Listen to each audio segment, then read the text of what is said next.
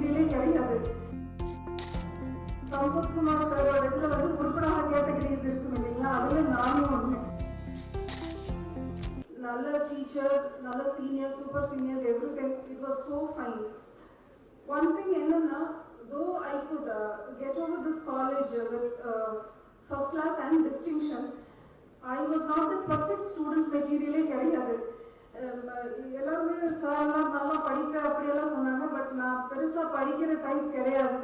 சம்பத்குமார் சாரோட இதுல வந்து உருப்படாத கேட்டகரிஸ் இருக்கும் இல்லைங்களா, அதுல நானும் ஒண்ணு. சார் வந்து பெருசா பேச மாட்டாரு, பட் பேசினாலும் நான் திட்டுதான் வாங்குவேன்.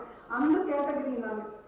முதல் நாள் நைட்டு படிப்போம், 11 o'clock மேல மெஸ்ல கொடுக்குற டீயை குடிச்சிட்டு படிக்கிறது, கிளாஸ் கட்டடிக்கிறது, சூப்பர் ஸ்டார் படம் வந்தா ஃபர்ஸ்ட் டே போறது, கேஜி தியேட்டர் வாசல்ல உட்கார்ந்து இருக்கிறது, இதுதான் நானா இருந்தேன். இது கைத்தட்டிலே கிடையாது. ஆக்சுவலி இதுதான் நான். ஏன்னா 12th முடிச்சுனே நம்ம அப்படியே ரொம்ப படிச்சிருப்போம். 11th 12th அப்படியே அட்டமிட்டு விட்டது மாதிரி இருக்கும். ஒரு ஸ்டெப் மேல நடக்கிற மாதிரி நமக்கு ஒரு ஃபீல் இருக்கும் காலேஜ் வந்தாலே. அதே ஃபீல் தான் எனக்கு இருந்தது. But then I manage to give good results. MSc முடிச்சுடனே I couldn't take my professional life. I got married.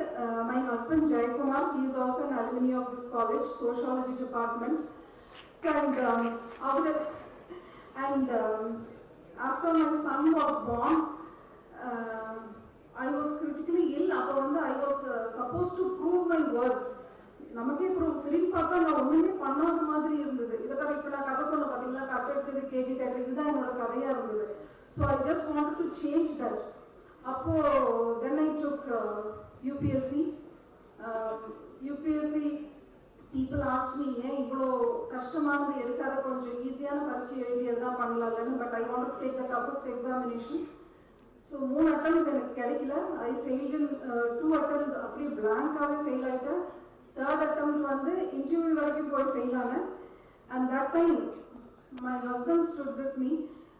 I was not ready to give my 4th attempt. அப்போ வந்து கண்டிப்பா கொடுக்கணும்னு சொல்லி அனுப்பிச்சு விட்டது என்னுடைய husband. So because of which I could clear. So they always say, yes sir எல்லாம் சொல்றாங்க இல்லையா, there is always a woman. I had men. எங்க அப்பா, என் ஹஸ்பண்ட், என்னுடைய son Arjun. Because I left my son 8 மாசத்துல விட்டுட்டு போனேன் நான். ஸோ அந்த டைம்ல அவளும் பெருசா என்ன அழுது நீ இருன்னு சொன்னது கிடையாது. I use to study after he sleeps. அவன் குழந்தையா இருப்பான், 1 வயசு 2 வயசு வரைக்கும் ரொம்ப அழுவான். ஸோ அவன் தூங்குனதுக்கு அப்புறம் படிக்கணும். So I had to do all this. எதனாலன்னா நம்ம இங்க ஒழுங்கா படிக்காம சுத்துனதுனால. So I would tell all of you, one big takeaway is jolly arga, but then take your work also seriously. In this time I would like to place my sincere thanks to all my teachers. A special mention to Dr. N. Kannan, HOD of microbiology department. Sir believed in me so much. எனக்கு என்ன பத்தி doubt இருக்கும்போது sir was the one who believed in me so much. You have that potential. நீ விளையாட்டுத்தனமாவே இருக்காத அப்படின்னு சொல்லி ரொம்ப நம்மளை மோட்டிவேட் பண்ணிட்டே இருப்பாரு. I remember sir in this precious moment. So having said this, one small takeaway for students: be disciplined. That is the key for success.